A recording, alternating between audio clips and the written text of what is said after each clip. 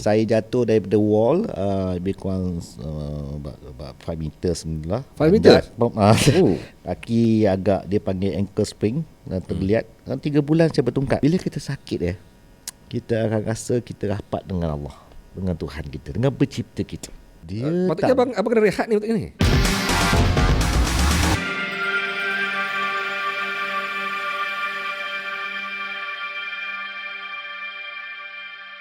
Okey, Assalamualaikum semua. Apa khabar semuanya? Kembali kita dalam segmen ataupun program Apa-Apa Saja Harian Metro. Yang kali ini kita bersiaran bukan lagi secara live, tapi kita rekod dan kita siarkan untuk anda semua, kerana kita nak pastikan semua orang dapat menonton dan dapat mengetahui apakah new topik yang dibawa dalam podcast Apa-Apa Saja.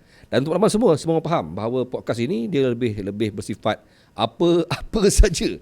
Nak sembang politik boleh, apa pun boleh kan. Tapi pada hari ini saya terpanggil untuk nak menyentuh tentang topik ataupun isu ni ataupun tajuk ini, iaitu tajuk berkenaan dengan stroke yang akhir-akhir ini dilihat semakin merisaukan. Orang seusia muda, 30-an, 20-an pun ada yang kena.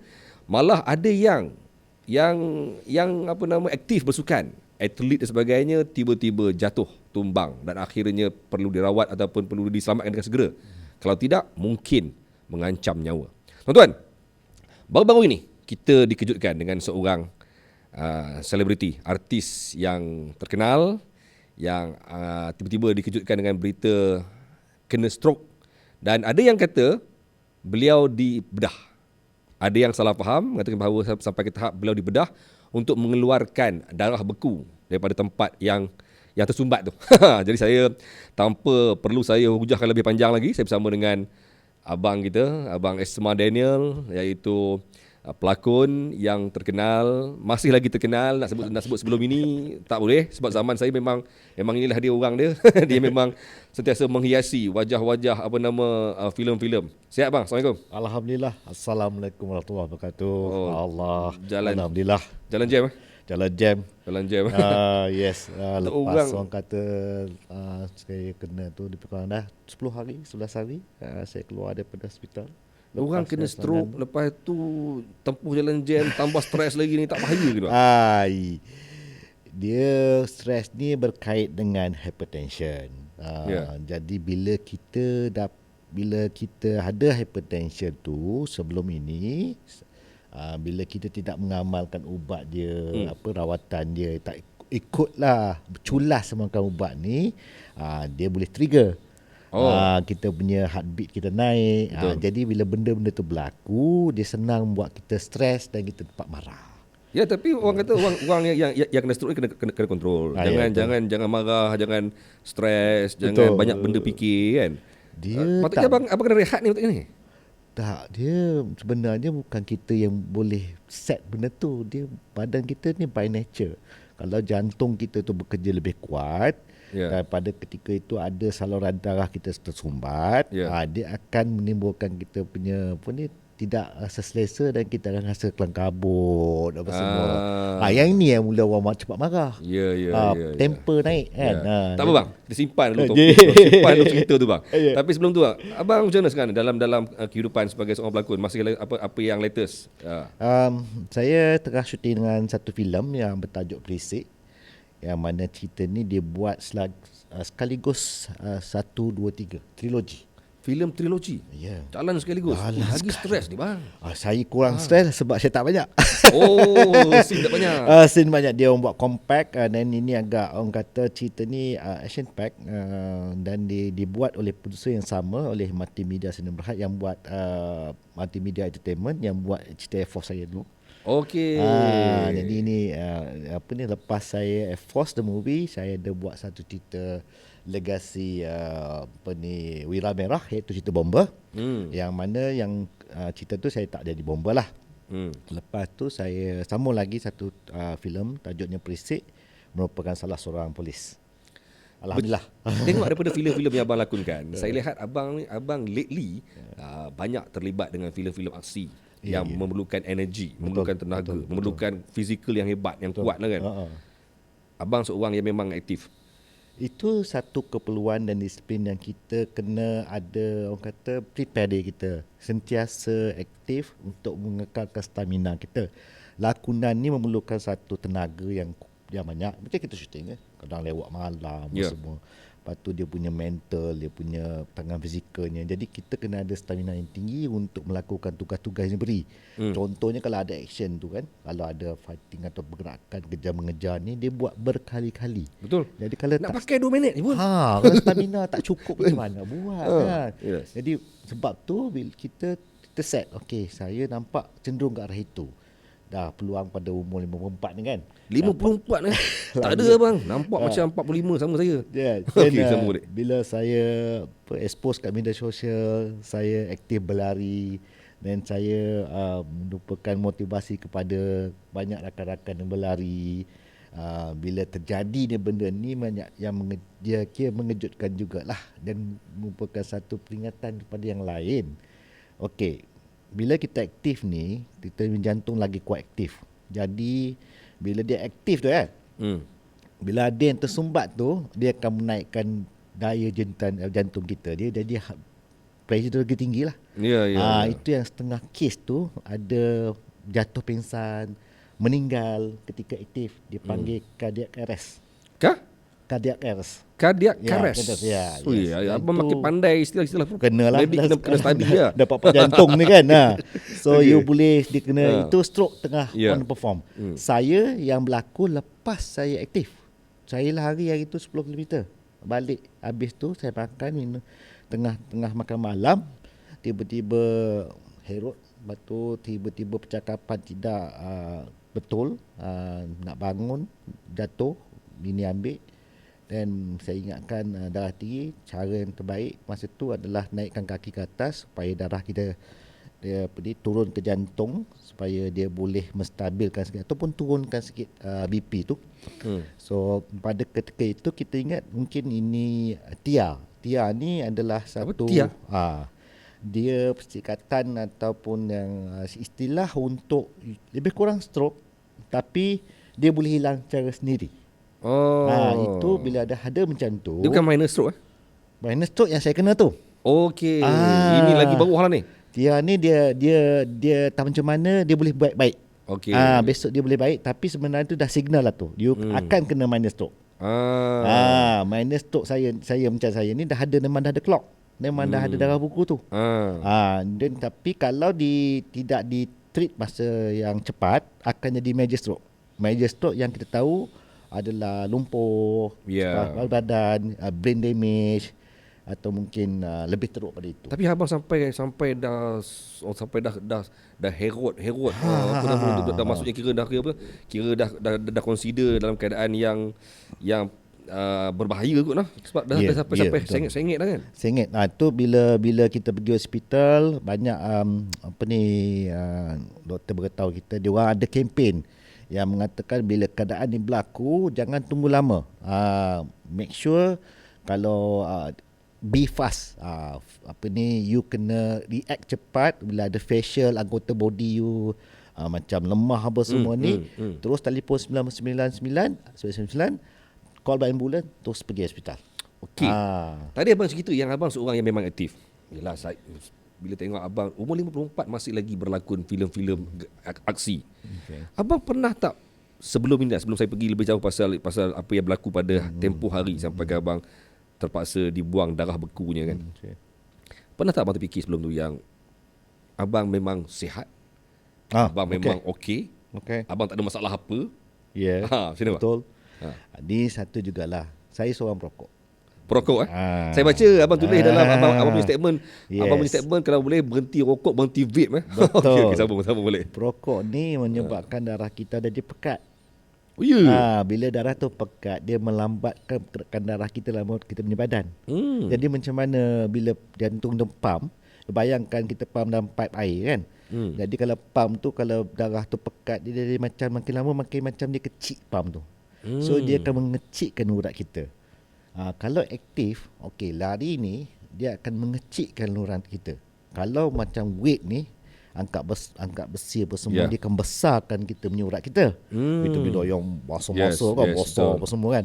Jadi tapi kalau darah tu pekat, dia tak bergerak lancar, macam mana pun dia akan sangkut dekat mana-mana yang kawasan dia rasa tak lepas. Okey. Bila benda ni berlaku kan, akan mengakibatkan stroke. Okay, dia sama ada kepala ataupun jantung. Dia dua tempat tu. Ataupun di tempat-tempat lain yang kita tak sangka. Saya nasib baik dapat dikesan lebih awal.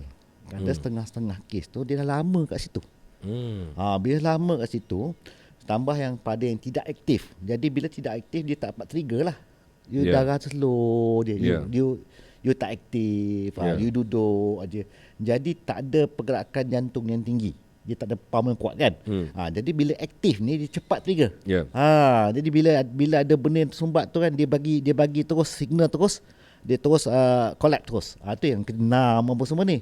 Yang itu saya beruntung kat situlah. Alhamdulillah orang kata diberikan peluang untuk sedar lebih awal. Kalau tidak, mungkin ada setengah-tengah tu yang bertahun-tahun darah beku dalam kepala, yang dia tak boleh nak dibuat apa-apa. Kadang-kadang ada kes 50 kalau bedah pun chances nak hidup tu susah, merana sekian lama, kena buat fisio, kena pergi hospital apa semua. Kes saya kena dapat rawatan yang lebih cepat dan sembuh dengan segera. Itu orang kata saya sangat-sangat bersyukur diberikan peluang kedua. Abang ada sebarang background sakit darah tinggi ke? Ya, ada. Memang ada lah. Memang dah tahu selama Memang dah tahu. Memang dah tahu. Dia kalau benda jantung ni dua je, kecil manis, darah tinggi. 3 sangkai. Dia kata lemah jantung. Yes. Lemah jantung ni bila you tidak aktif lah. Bila tak aktif, abang aktif. Jadi kita punya jantung kuat. Yes. Cuma bila kita resting, heart rate kita rendah, masa bulan 40 macam itu orang aktif. Tapi dia boleh pergi sampai 140, 200. Bila you betul-betul tekan lah, you lari apa semua, but dia jantung you bekerja dengan lebih kuat. You tahu jantung you sihat, tak lemah. Kalau jantung lemah, you ada darah tinggi atau kecil manis, dia lagi lagi memudaratkan lagilah you punya organ badan you. Bila darah tak sampai kat bahagian-bahagian utamanya otak, dia boleh orang kata damage kan otak you, dan itu yang kita tak boleh, otak kita tak boleh bagi signal kat kita punya anggota lain untuk berfungsi. Ni abang cerita ni kan macam abang study habis lah pasal kenalah. Tak lah, sebab cara abang cerita ni macam doktor explain cara berjalan darah jalan otak semua everything ni kan. Saya dah mula tak faham dah, aku tengah sembang dengan doktor ke apa dengan abang Isma ni kan. Apa yang buatkan abang study semua ni sebenarnya, ataupun selepas malam tu masa saya kena, saya dah mula dah. Saya dah baca, saya Google, saya tanya apa tak kena dengan saya ni. Masa tu you bayangkan dah, you dah boleh kata lumpuh sebelah badan. You dah tak boleh angkat, you tak boleh gerak dah. You tak rasa anggota badan you tak rasa. So masa itu memang you dah berucap apa semua, tapi you nekat ke dia, apa yang berlaku ni? Call anak saya, wife situ ada, tanya apa dia, abah buat macam ni, because anak saya personal trainer, dia sikit sebanyak dia tahulah. Okay. Tanya dia, you want to go to hospital nak? Tak apa, saya boleh handle lagi. Ego tu ada tu. Abang tak nak pergi hospital? Ya, ingatkan besok akan okey. Memang betul. Saya tidur malam tu. Abang first time kena kan? First time kena kan? First time kena. Okay. Malam tu saya rehat. Saya rasa saya boleh lagi, walaupun dah bertongkat dah, pergi ke tandas apa semua, dah ada rasa lah. Memang, tapi bila dia ada macam kekurangan tu membuatkan kita yakin, besok okey lah ni. Dia rasa macam makin elok. Tidur lah kejap. Mungkin tidur okey lah kot. Bangun besok, breakfast, pergi klinik dulu. Pergi klinik dulu. Pergi klinik, beritahu apa dia punya keadaan, apa yang berlaku. Dia tanya kita bila serangan tu berlaku, berapa jam apa semua. Dia tulis. Dia suggest, you pergi buat scan sebab today. Bila dia cakap today tu, something very urgent. Time tu masih lagi herod? Tak ada, herod tu sekejap je. Okay. Lebih kurang saya rasa tak sampai pun 5 minit. Sekejap je. Yang percakapan tu pun sekejap aja. Yang teruk dia lemah badan sebelah kiri. Yang hirup pun semua sekejap. Tapi kalau setengah-setengah kes, ada yang dia lama kan. Yang lama hirup dia lama, mungkin berbulan-bulan. Yang saya ni nasib baik, rezeki, mungkin pada ketika itu saluran darah lain yang dapat membantu dengan saya. Dia highway, ada jalan kampung. Jalan kampung tu support saya punya anggota badan. Itu yang doktor explain kat saya. Awak punya jalan kita punya urat otak ni macam ranting-ranting kayu. Okay. Awak yang tersumbat tu mungkin jalan utama. Tapi ada bypass dia yang menyelamatkan awak. Iaitu dia boleh dia release saya sekejap. Darah tu dia boleh pergi sana sini. Yang tu saya boleh berfungsi. Okey. Itu yang dia explain pada saya lah, sebab saya punya darah lebih kurang 3 mm lah dia punya sumbatnya tu dekat atas ni. Meaning nampak dalam history tu memang jelas ada sumbat kat situ. Dia kata kalau tak ada yang lain tu mungkin awak akan paralyzed sampai benda tu dibuang, baru mungkin awak kena fisio, kena ambil masa untuk pulih semula. Tak adalah macam ni Tak ada macam ni boleh datang. Dia ada orang kata kelebihan bila aktif ni, anggota badan you kuat, ada dia punya backup dia. Yang itu kelebihannya. Orang kata alah, berlari ke apa semua boleh jatuh, boleh mati apa semua.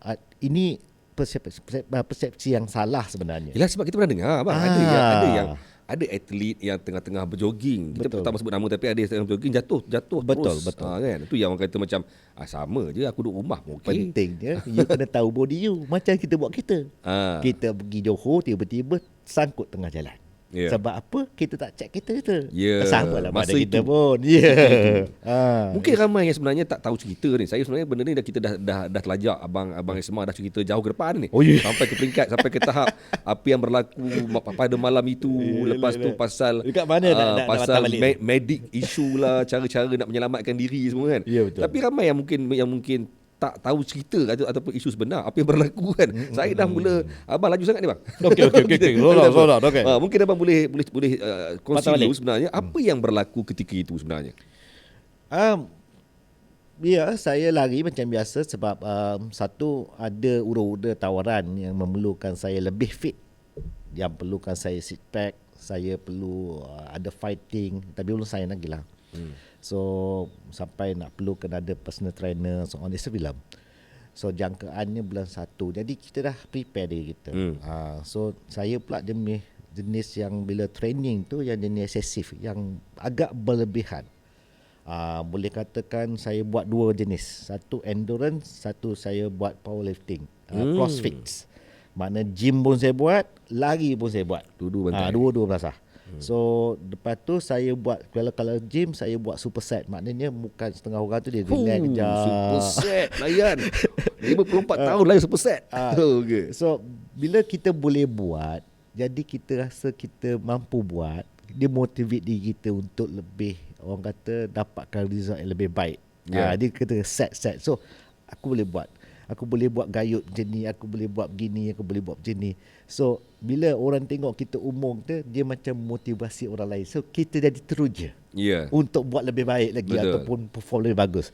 Itu sebenarnya sikit sebanyak orang kata contribute kepada arah stroke saya lah. Abang dah kira macam overtrain kot. Overtrain. Dia memang kita tengok kita punya jam, kita punya app semua, dia beritahu kita dah overtrain, kena rest apa semua, kita monitor. Tapi sama ada bila umur kita dah lanjut ni, dia tak mampu. Dia ada dia punya limitation ni. Yang kita perlukan rest. Part ni saya akuilah, macam kita bukan muda lagi macam dulu. Part tu kita benar buat, tapi kalau betul-betul nak buat, dia betul-betul you kena ready. Rehat yang cukup, suplemen yang baik, orang monitor you, keadaan badan you betul-betul fit. InsyaAllah boleh buat. Ada orang lebih tua daripada saya boleh buat. Kan? Ada. Bendanya macam orang pergi maraton, ada yang masuk Atra sampai lari 100 km, masuk Powerman, Ironman, ada ramai yang boleh buat, boleh mampu boleh buat. Jadi kita boleh buat sebenarnya. Tapi bila kita fikirkan balik, kita ni ready tak? Betul-betul kita bersiap. Siapan kita ni ada tak? Badan kita fit tak? Betul. Yes. Then apa jadi? Abang berlari-lari, then apa jadi? Malam tu tak ada apa. Lepas tu rehat Oh, macam lepas biasa. berlari okey lagi? Macam biasa. Ambil timing, tengok heartbeat. Dia ada okey macam saya ni. Lepas tu dia panggil zon 1, zon 2, zon 3, zon 4. Maknanya setiap jantung kita ni dia ada dia punya kategori-kategori lah. Macam umur saya 54, 220 tolak umur saya 54. Standard satunya sepatutnya 127 lah BP-nya. You jangan pergi maksimum. Itu selesa. Betul. You boleh tak perlu sangat, jantung you tak kuat sangat. Tu dia panggil maximum aerobic apa dia exercise. Anaerobik. Maximum aerobic lain. Oh, lain. Aerobic function. Kita belajar pasal ni, belajar pasal istilah. Anaerobic you pakai energy, gula dalam badan you maksimum. Itu lepas aerobic. Aerobic ni you pakai fat. Yang selamat. Yang anaerobic ni yang you pakai, yang you consume gula you. Ini you pakai betul-betul orang kata energy and BP you kerja lebih kuat, jantung kerja lebih kuat. Yang pergi zone 3, zone 4 ni lah. Yang sampai 160 BPU sampai 170 BPU. Itu anaerobic. Aerobic ni yang selamat. So dia punya saya punya lebih kurang 127, 137. Abang itu follow yang, lah. kita follow lah. Kita tengok, kita lagi tengok apa semua. Saya pakai kadang-kadang saya pakai 80% untuk yang selamat, 20% senjut. Maknanya 20% tu saya bantai laju, jantung saya laju apa semua. So bila tanya yang kawan-kawan trainer apa semua, okey dia bang, boleh ni abang belum pakai full. Okey. So kita confident lah. So balik apa semua okey. Tambah-tambah ada event pada 19 hari bulan. Maknanya first time Acid buat brand Acid buat pelarian. Dia panggil Acid Meta Time Trials 10 km. Memang race. You ambil time you lah untuk lari 10 km ni pada 19 bulan yang lalu. Jadi kita nak training lah. Orang kata at least semua orang nak tengok kita punya larian pada hari tu, sebab kita selalu war-warkan pada Facebook, media sosial, kita punya pace gini. Bangga dengan kita punya kelajuan apa semua. Orang kata padulah bang apa semua. Ini kena show off ni. Ramai nak datang ni. Satu lah dia punca. Jadi dia punya stress tu datang lah. Itu salah satu juga yang orang kata contribute benda-benda yang kita berlaku pada 11 hari bulan tu. 11 hari bulan. Okey bang. Abang kena abang tak tumbang kan sebenarnya? Tumbang di rumah. TV kat saya tumbang, pegang TV tumbang tu. Masa dia trigger tu, dia apa yang buat tumbang? Abang tiba-tiba lemah ke ataupun abang tiba-tiba pening? Separuh, the whole body separuh lemah. Dia jadi terus lemah separuh jalan. It's like macam you tak ada rasa apa-apa. Kaki pijak tak ada rasa apa-apa. Tu yang buatkan Tangan tumbang tak boleh tu. angkat, you tak boleh angkat phone apa semua tak boleh. You terus baring. Abang panik macam tu. Yes, memang kita berucap lah masa tu. Habis ke apa ni? Wester lah kan. Tak pernah berlaku ni. Yalah. Ini apa ni kan? Apa nak buat apa semua. Wife kata pergilah hospital. Nama tak jalan dulu. Kecoh ni dia. Tak nak naik ambulans. Kan? So yes, this is saat yang betul-betul menakutkan jugalah pada saya ketika itu. Okey. Cerita pasal rawatan. Abang terima rawatan, ramai yang bukan ramai sebenarnya ramai yang tak faham isu ni. Ramai yang tahu abang kena stroke, tapi bila mereka kata daripada laporan-laporan media mengatakan abang proses membuang darah beku tu dibuat. Ramai yang fikir membuang darah beku tu ialah dengan cara operation ataupun dengan cara masukkan tube lah apa semua something lah kan. Sebenarnya apa yang abang buat sebenarnya untuk nak selesaikan masalah tu? Bila kita berlaku serangan stroke tu memang digalakkan di bawah 24 jam ataupun lebih kurang bawah 5-6 jam kita pergi ke emergency ward emergency untuk dapatkan rawatan segera. Sebab sebelum dia merosakkan anggota badan kita ataupun otak kita. Bila benda tu berlaku, bila kita sampai pada ketika itu dia orang tengok kita masih okey lagi. Dan yang kaedah terbaru sekarang ni yang ada di certain hospital. Yang ini saya pergi hospital Chancellor Tunku Mughriz, yang mana mereka salah satu yang kata ward stroke yang terbesar di Malaysia. Dan mereka pada ketika saya datang ni, saya bertuah mereka mempunyai satu jenis prosedur keselamatan untuk menyelamat stroke yang paling canggih lah di Malaysia buat masa ini. Okay, dia memberikan satu treatment, satu jenis dadah yang dimasukkan dalam anggota badan saya, intervensi badan saya, disuntikkan untuk dalam masa 1 jam. Dan sebelum itu saya diminta untuk orang kata buat satu ikrar yang benda ni ada possibility bleeding. Maknanya boleh darah tu tak stop sebab dia mencairkan darah ya. Saya dan patut dia doktor jumpa isteri saya pun sama. Chances tu ada, tapi we offer you want to do it or not. Sebab apa? This procedure sepatutnya awak datang lebih awal, tapi awak dah tidur 1 malam lebih 24 jam. So kita tak pernah buat benda lagi pada orang yang lebih masa pada ketika itu. So your call now. Saya kata buatlah, kan, apa choice yang saya ada.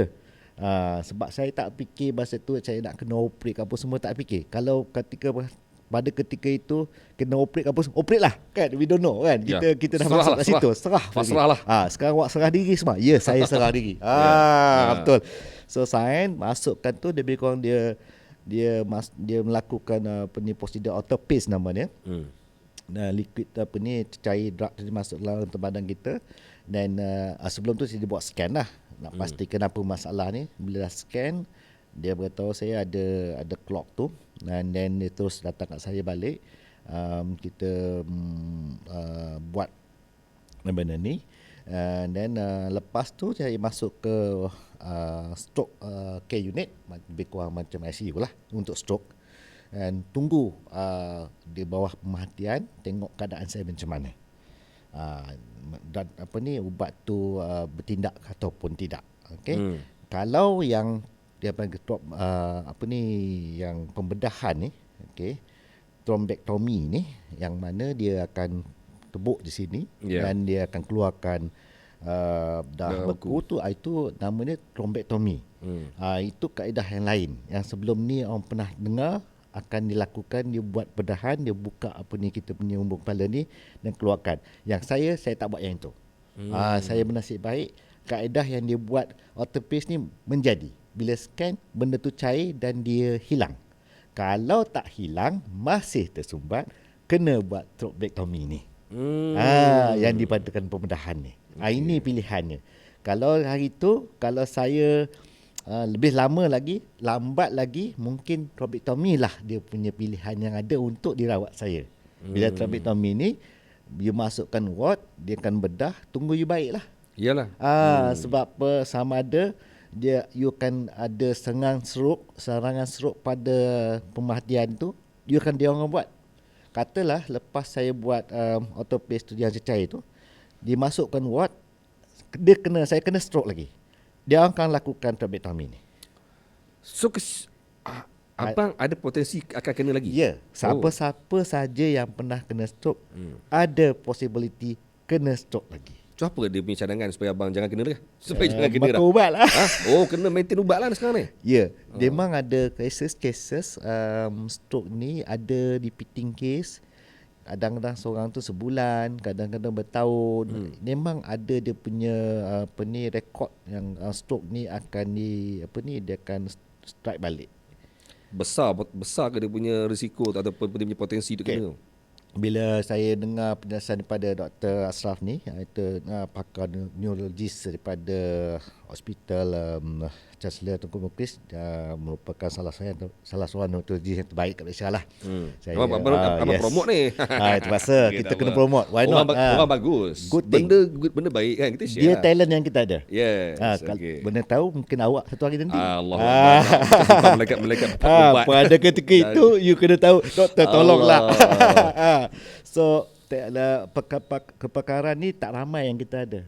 Jadi jantung ada orang dia, urat saraf ada orang dia. So why don't kita kreditkan orang yang dah membantu dan menyelamatkan nyawa kita, kan. Dia punya tindakan dan judgement dia pada ketika itu menyelamatkan kita. Tepat lah. Kalau dia kata tak apa, kita buat observation aja, dia mungkin tak buat yang treatment tu, mungkin saya akan ada konsekuensi yang lain ataupun complication yang lain yang akan berlaku pada saya. So, dia kata apa? Dia kata Ismail kata ini yang berlaku. Okey, ada 3 mm blockage. Sekarang ni kalau saya discharge awak, because you are more stable, pesakit di ward ni, you boleh bergerak ke tandas tanpa wheelchair apa semua, 20% tu still ada untuk you kena serangan stroke. 20%. Why don't kita check your heart? Check you punya heart dulu. Kita scan heart you. Tu sebab saya kena tunggu lagi 4 hari. Saya kena buat ECG, saya kena buat ultrasound, ultrasound untuk jantung saya, supaya make sure yang jantung tadi saya tak ada kena mengena dengan serangan stroke di otak saya. Ya. Yes, bila benda tu clear, dia kata at least 9% untuk you dapat stroke tu ada. At least you 9%. keluar daripada sini. Still ada. Dia orang kata possibility untuk diserang tu tetap ada untuk orang yang kena stroke. Sebab dia beritahu saya, ini awak punya urat ni dah macam halus, fine rambut. Dia punya sangat halus. Jadi kalau nak buat yang thrombectomy ni, yang letak stem apa semua ni, hanya orang-orang tertentu yang boleh buat. Hanya orang yang pakar yang boleh buat. Sebab dia very very sensitive. Kalau salah cara apa semua, memang mungkin akan memudaratkan kita. Yalah, you bayangkan urat tu macam rambut kita kan. Nipis sangat. Tebuk nak tak stem, nak besi tu kan. So benda tu agak sukar dilakukan. Dan tentu kos dia agak tinggi. Betul. Mungkin RM30,000, RM40,000 macam tu kan. Yes. Jadi awak nasib baik, awak tak go through yang tu. Kalau awak go through yang tu, mungkin saya boleh lupakan sekejap pasal kerja saya. Mungkin saya akan terlantar 3-4 bulan atau lebih pada di hospital. Mungkin keadaan akan lebih teruk. Mungkin motivasi saya akan jatuh. Orang kata bila kena stroke ni, satu yang paling penting adalah moral support. Kalau kita dah tahu kita akan kena lagi, kalau kita tak take it positively, kita tak fight untuk survive atau move on, ini akan lebih memudaratkan kita. Bila benda tu involve anxiety, hypertension ni kan, you tak turun BP you. Alhamdulillah BP saya turun. Doktor happy dengan saya punya BP saya, jantung apa semua. So saya nak jadi good student. Good student. Maknanya kena makan ubat selalu. Kena makan ubat selalu. Ubat tu sampai bila bang? Bila perkataan surrender ataupun serah diri ni adalah satu term yang macam bapak-bapak kita. Dia akan buat check up selalu kan. Sama. Jadi bila kita serah diri pada pihak hospital ni, kita kena disiplin lah supaya dia orang dapatkan satu keputusan yang baik untuk dia orang punya eksperimen mereka. Possibility-nya adakah lama abang kena makan ubat? Kolesterol saya rendah, sekarang kolesterol tinggi. Bila kolesterol tu mengganggu perjalanan darah kita kan. Jadi kalau kolesterol kita jaga pemakanan diet kita jaga, dan kita berhenti merokok, berhenti vape, berhenti ambil nikotin, because nikotin menaikkan kita punya tekanan darah tinggi. Sebab nikotin dan dia mencair memekatkan darah kita, dan darah kita elok lancar, kita makan ubat.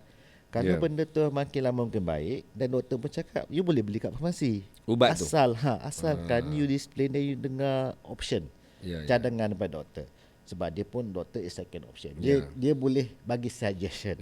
Mungkin kita boleh ada cara lain, kita amalkan cara lain, pemakanan, banyak cara-cara orang kata suplemen yang kita boleh ambil, ataupun buah-buahan, fiber apa semua ni, dan kena start lah. Sebab kita kena bajalah badan kita balik kan. Tambah-tambah kita nak aktif balik, kita nak enjoy kehidupan kita kan. Kalau stroke ni dia ada jangka hayat dia. Orang yang satu kali kena stroke ni mungkin hidupnya sekian-sekian tahun. Orang yang banyak kali kena stroke ni mungkin kehidupan jangka hayatnya mungkin sekian-sekian tahun. Pendek sikit lah. Memang tu. Jadi yang paling penting jangan kena stroke lagi. Jangan kena stroke lagi. Okey bang, apa secara jujur lah, secara jujurnya, orang kata apa, memang penyakit ni datangnya daripada Allah. Dia bagi. Kita mengelak macam mana pun kalau dah sampai juga, tapi kita kena mencegahnya. Betul. Secara jujurnya lah bang, asbabnya. Abang lihat lah dalam keadaan abang kena stroke ni lah sebenarnya apa yang menyebabkan abang boleh kena stroke? Dekat mana? Kolesterol tinggi tu mesti sebab dia Kolesterol, betapa abang makanan makan kita. makan abang tak jaga ke selama ni ke apa ke? Bila sebab apa orang merokok? Sebab dia stres. Dia Abang heavy semua ke? boleh katakan saya dah hisap rokok agak lama. Heavy lah kira. Heavy, boleh katakan lama. Bila selalunya kita tambah-tambah pekerjaan saya ni odd hours. And then kita memerlukan ketenangan. Yes. Jadi kita hisap rokok tu kita akan tenang kejap. Oh, tenang. Dia macam dia nikotin ni is a drugs device for you to calm yourself. Jangan ajar dia orang bang kan orang kata nak tenang kena isap rokok. Ya, but Okay, dia datang dengan package. Package. Bila you memilih cara itu untuk tenang, tidak pada cara natural, cara semua jadi ataupun ingat Allah apa semua ni, dia akan merosakkan diri juga. Itu yang bahayanya. Bila you dah pilih tidak merokok, you cari ketenangan cara lain, dapatkan daripada Allah contohnya, ataupun you cari ketenangan pergi ke tengok-tengok alam lain ke apa semua, ataupun you tengok tempat yang tenang apa semua, you find solusi yang lain untuk penenangkan diri, BP you akan turun, stres you akan Abang nampak kesan dia? Akan you boleh manageable. You Abang, tak ada panah bara lagi. Abang nampak kesan dia lah sekarang? Nampak kesan. Nampak Immediate Immediate. Walaupun abang baru hari dah betul rokok. 10 hari. 10 hari betul rokok. Betul. Mudah ke abang terus berhenti mengejut? Saya banyak dengar kata susahnya nak berhenti cara mengejut. Orang kata ni. ada orang kata doktor kata ada orang kata doktor kata betul. nak berhenti pelan-pelan. Daripada 20 ambil 10, 10 Setiap ambil benda 5. yang kita dah ketagih ni mesti akan ada dia punya consequences dia. Mesti ada side effect dia. Sebab you buat selalu kan. You mesti ada benda-benda tu yang akan jadi kekok kalau benda tak ada. Macam minum kopi ke, minum apa ke, ataupun tiap hari you buat sesuatu yang sama, benda yang sama sentiasa. Yes. Rokok terutamanya. Jadi bila habit tu hilang, mesti ada sedikit you akan rasa yang you rasa macam tak selesa. Contohnya lepas makan ke apa ke kan. But you kena fikirlah apa yang you nak. You kena fokus. Kalau benda tu you fokus betul-betul, you boleh atasi benda tu. So far tak adalah sampai saya tak boleh tidur ke apa, tak. Elok je. Dia sebenarnya bang perokok ni kan, dia bukan masalah lepas makan bang. Nanti bila abang pergi kat set ni. Ya, saya tak berhenti lagi cakap ni. Abang pergi kat set ni, dia cabaran besar bila lepas-lepas cut. Itu sebab dia nak tenangkan diri. Jadi kalau sekarang ni kena cari jalan lain lah untuk tenangkan diri kita tu. Jalan lain apa tu? Apa ke atau buat sesuatu. Bila kita sakit kita akan rasa kita rapat dengan Allah, dengan Tuhan kita, dengan pencipta kita. Ini kelebihan dan nikmat yang diberi pada kita untuk kita beringat kita rapat dengan dia. Bila satu berlaku ni, beringatlah. Dan pilihlah jalan untuk tenangkan diri kita. Sebab hypertension ni, stres ni, banyak juga lah macam dulu arwah Muhammad Khalid apa semua cakap, ubat ni sebenarnya tak membantu sangat. Yang membantu kita ketenangan kita ni, terutamanya bila kita bercakap dengan pencipta kita, Allah selamatkan aku, kenapa aku ni macam ni. Bila tenang tu dapat, dia akan turun tekanan darah hati kita tu. Cara natural. Ini yang terbaik, ubat yang terbaik sebenarnya. Okey. Mungkin abang boleh bagi sedikit bukanlah saranan lah, ataupun mungkin pandangan abang lah. Ramai di luar sana macam saya sendirilah, ataupun kawan-kawan saya sendiri yang memang aktif. Kita punya tim kameraman. Memang kerja kita orang memang ramai terkejut sebenarnya. Kan, memang kerja aktif gila-gila semua ni kan. So kami merasakan bahawa kami ni insya-Allah kot. Betul. Kita orang ni aktif. Tak mandom kata orang, tak mandom. Kan. Adakah mereka boleh selamat mengatakan bahawa tak adalah, insya-Allah kot. Kalau dah ada darah tinggi atau kencing manis tu better dah kurang-kurangkanlah hisap rokok atau vape. Itu dah mula dia punya orang kata tempuh alam yang baru tu. Itu anytime you boleh diserang stroke. Bila masa saja you boleh diserang stroke ni. Stroke ni bila dah kena, ada chance untuk diserang lagi. Saya bernasib baik, alhamdulillah, stroke yang pertama kena kepada saya tak ada apa-apa damage kepada saya. Yes. Ada orang dia benar, dia maintain kekal. Betul. Ada setengah kes mungkin stroke yang kali kedua lebih mudarat. Doktor mencakap banyak rekod. Satu dia mild. Kawan saya Dia kena pada tahun 2019 tak silap saya. Dia sebulan dia tak boleh nak menulis. Dia kerja bank. Bila tak boleh menulis ni susah lah. Yes. Kan. Dia dah macam ada satu benda yang you perlukan untuk you bekerja, macam nafkah kan, hilang skill tu. Okay. Bila stroke kedua dia kena 2021 tak silap saya, 3 bulan dia kena fisio. 3 bulan dia kena yang tu. Ya. Maknanya yang kali kedua dia kena lebih teruk dia kena. Padahal dia tidak hisap rokok. Dia dah berhenti lah 7 tahun dia berhenti. Kena juga. Dia tak aktif. Yang ni pula dia. Pemakanan tak jaga apa semua. Yes. So saya tak adalah kata bila you rokok tu jangan berhenti, tidak, ataupun asalkan you aktif sukan you boleh hisap rokok. Sebenarnya bila you aktif ni, you tak jaga pemakanan, kolesterol, dan you menghisap rokok tanpa kita sedar, dia akan lebih mencepatkan proses you kena stroke tu. Okay.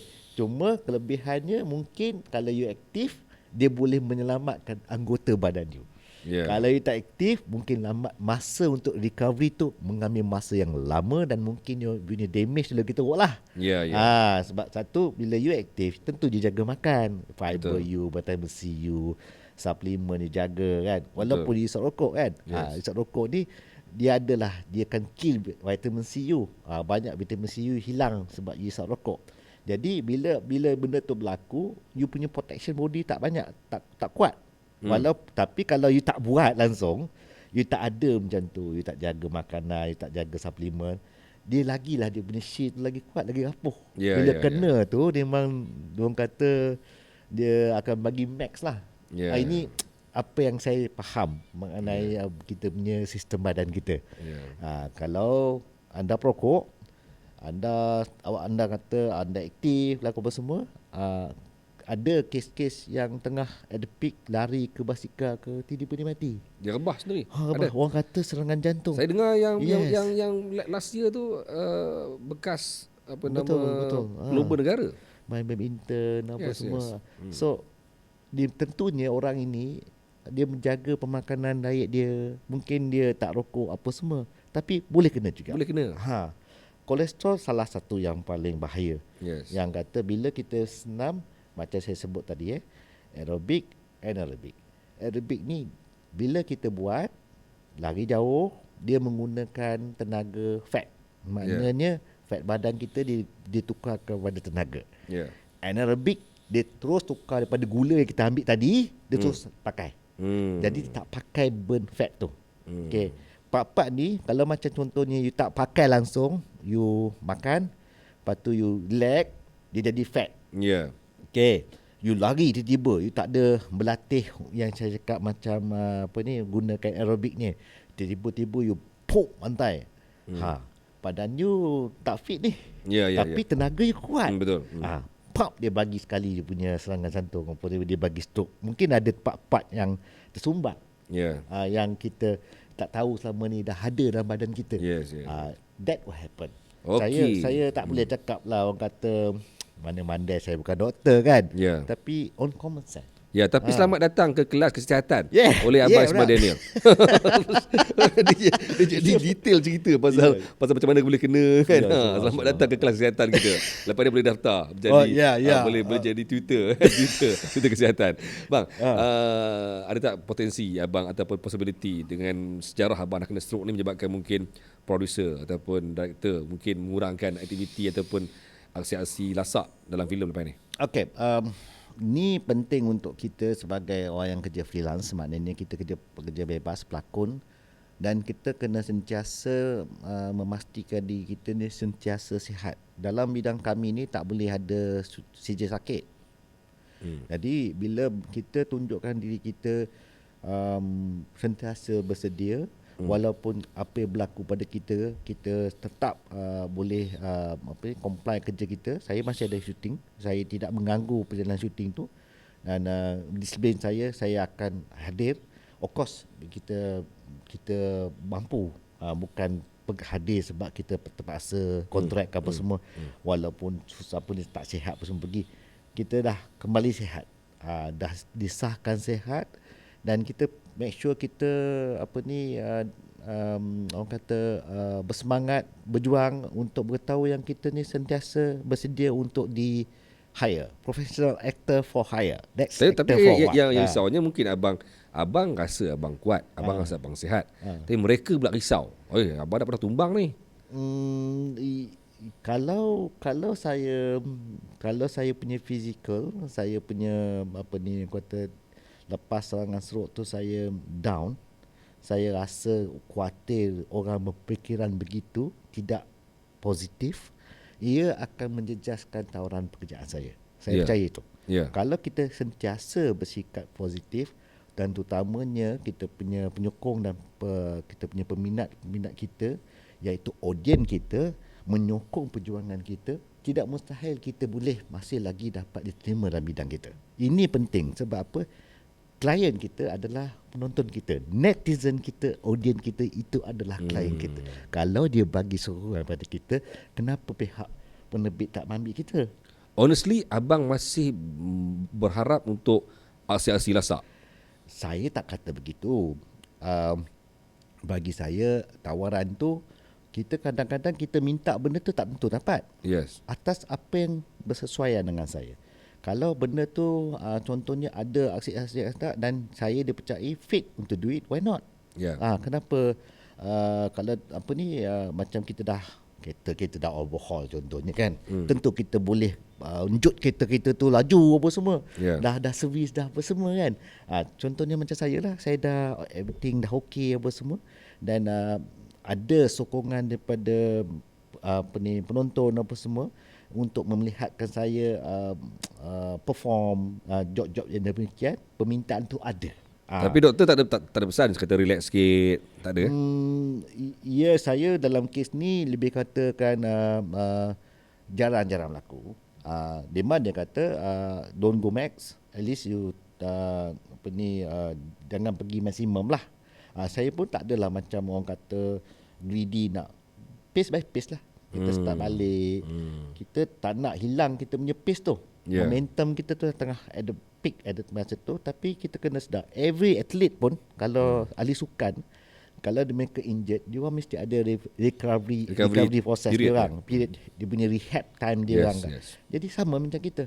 Walaupun kita bukan atlet kan, tapi kita buat sesuatu yang ekstrim ataupun melakukan physical body kita, dan sesuatu berlaku pada dulu pernah sekali saya main basikal, saya jatuh, saya masuk Spartan race. Saya masuk Spartan race, pelari hutan. Saya jatuh daripada wall, lebih kurang about 5 meters lah. 5 meters? Kaki agak dia panggil ankle spring, tergeliat. 3 bulan saya bertungkat. Memang saya pergi naik atas stage bertungkat apa semua. That it's a lesson that orang kurang panggil saya masa itu, sebab saya masuk bercimpung dalam extreme sport. Jadi itu memberikan kesedaran pada saya, go relax bro, larilah, lari ni okey, jangan pergi benda yang ekstrim. Jadi kita tak boleh, benda-benda ni bahaya. Macam tiba-tiba saya nak masuk fighting ke MMA apa semua. For the job mungkin lah, tapi untuk for fitness tak sesuai. Tak digalakkan, sebab dia akan orang kata dia akan mendedahkan kepada memberikan persepsi kepada penerbit yang kita ni high risk. Mungkin anytime boleh injured. Yes. Dalam kes ni, ini faktor kesihatan. Kalau kita tunjukkan positif, kita dah comeback fitness, kita dah well prepare. Kalau masih lagi diorang berpenangan begitu, ada persepsi begitu, kita dah tak boleh buat apalah. But we dah try our best. Tapi kalau keluar tu, kita tunjuk kita dalam wheelchair apa semua, memang penyakit lah kan. Okey, tak apa. Kita pun nampak abang pun menggunakan nama fitness wash. Maksudnya kiranya antara orang yang memang menjaga dia punya nadi semua kan. Okey bang, kita dah sampai ke penjuru rancangan. Saya pun tak boleh nak ni lagi. Cuma mungkin abang boleh sampaikan nasihat kepada mereka di luar sana. Mungkin pandangan abang tentang apa yang patut mereka jaga dan mereka buat untuk mengimbangi lah kurang-kurangnya. Dan juga kalau sebagai mungkin panduan, jika mereka nak tahu mereka mungkin bakal bakal termasuk dalam kategori minor Okey. stroke ni? Bila dah satu, terutama yang dah berusia, kalau nak aktif tidak ada halangan sebenarnya. Tapi kita kena jangan ikut pada style orang muda. Kita tahu limit kita. Maksudnya Teknik kiranya senaman ke sedar kena diri ada lah. cara. Bahasa mudah sedar diri lah. Sedar diri. Jangan risau, boleh buat. Tapi kita tahu, kita organ badan kita dah berapa lama kan. Yes. Dan satu, kalau masih tak terlambat untuk berhenti merokok vape sewaktu dengannya, dan kalau boleh tak boleh reduce lah. Dan yang paling penting, kalau dah ada hypertension ni, SNT ke apa semua, jangan culas makan ubat. Jangan culas. Jangan culas. Dan make sure you buat body check up.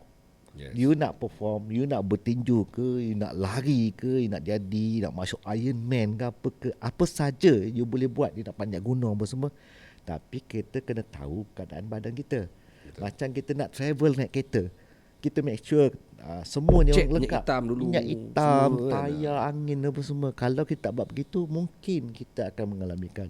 Walaupun pakai Mercedes. Mercedes apa semua. Tiba-tiba banyak-banyak standar pun banyak kereta tua sekarang kan. Sebab kita kena faham, satu, saya punya advice lah kawan-kawan saya, atau terima kasih pada penyokong-penyokong saya, audiens saya ucapkan jutawan terima kasih di atas sama semangat-semangat yang dia beri kepada saya. Alhamdulillah. Mereka amat sayang dengan saya. Jadi saya kena sayangkan diri saya. Okay. Jadi ini memberikan motivasi yang betul-betul kuat untuk saya bagi yang terbaik dalam dunia hiburan ni. Jangan mengecewakan mereka, jangan buat benda-benda yang pelik. Dia orang cakap, abang nanti terlentang apa semua. Dia orang suka tengok saya lari apa semua kan. But yes, I understand. Saya mungkin lepas ni saya akan slow sikit, tapi I will come back stronger, InsyaAllah. Okey, tuan-tuan, sebenarnya ramai yang faham, ramai yang tahu sebenarnya, iaitu darah tinggi ni darah tinggi ialah silent killer. Silent killer yang paling ditakuti sebenarnya, sebab kadang-kadang kita tak sedar pun. Kita rasa macam sihat dan apa pun, tiba-tiba pam, pingsan, pitam, rasa tiba-tiba pening. Saya sendiri dah ada pengalaman di rumah saya sendiri. Mak saudara saya tumbang tiba-tiba dalam bilik air, arwah dah. Arwah kan selepas itu. Sama juga kerana skip ubat.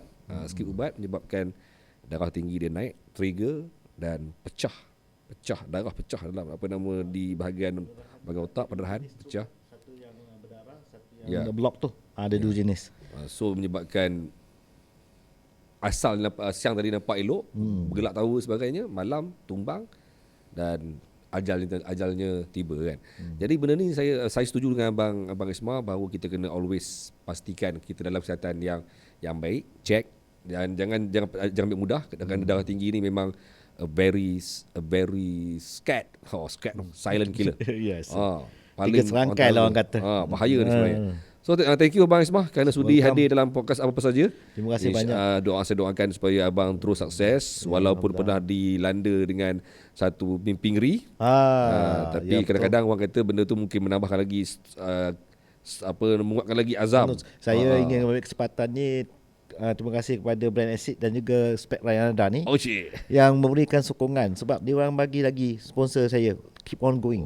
So benda ni bagi semangat pada kita tau. Bila ada sokongan ni penting sebenarnya untuk kita move on ataupun yes, untuk pergi, sebab psychologicalnya banyak yang akan terkesan bila kena stroke ni. Macam you kena cancer lah. Mentally. Yes. Jadi sokongan tu sangat-sangat diperlukan. Betul. Okey tuan-tuan semua, saya kira itulah dia. Kita telah bersiaran lebih kurang sejam dan kita doakan Abang Isma Daniel terus diberikan kekuatan dan juga diberikan semangat baru untuk tampil lebih mantap dalam dunia lakonan. Tuan-tuan, terima kasih kerana terus bersama dengan podcast Apa Saja, dan insya-Allah minggu depan topik apa lagi? Tunggu dalam Apa-Apa Saja Harian Metro. Assalamualaikum.